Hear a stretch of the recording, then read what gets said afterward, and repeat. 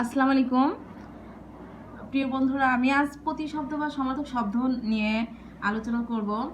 সামনে যেহেতু প্রাইমারি পরীক্ষা, খুব বেশি সময়ও নেই, তো প্রতিশব্দ আমি হচ্ছে কি অনেক একটা যেরকম চাঁদের প্রতিশব্দ অনেকগুলো, তো এগুলো পড়তে তো এই শেষ মুহূর্তে অনেক সময়ের ব্যাপার। তাই আমি কি করেছি যে বিভিন্ন সালে বিভিন্ন চাকরিতে কিংবা অ্যাডমিশনে যে প্রতিশব্দগুলো আসছে সেগুলো আমি নিয়ে আলোচনা করবো। তবে একটা ভিডিওতে এতগুলো তো সম্ভব না, তো আমি পার্ট বাই পার্ট করে দেবো। পরবর্তীগুলো দেখতে চাইলে সাবস্ক্রাইব করে রাখবেন।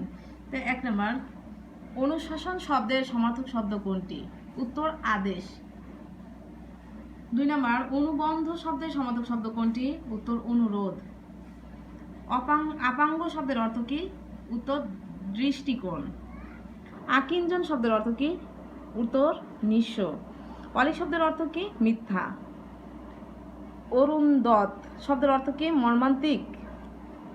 8 নম্বর শব্দের অর্থ কি? শূন্য, ফাঁকি, মানে যা কিছুই না, এটা বোঝাইছে।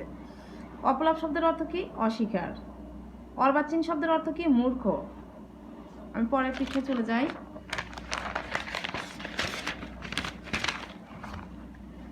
অবলীলা শব্দের অর্থ কি? স্বাচ্ছন্দ্য। অভিরাম শব্দের সমার্থক শব্দ কোনটি? রমণীয়। অমিত শব্দের সমার্থক শব্দ কোনটি? বেশি। অগ্নিসহ শব্দের অর্থ হচ্ছে যা আগুনে পড়ে না।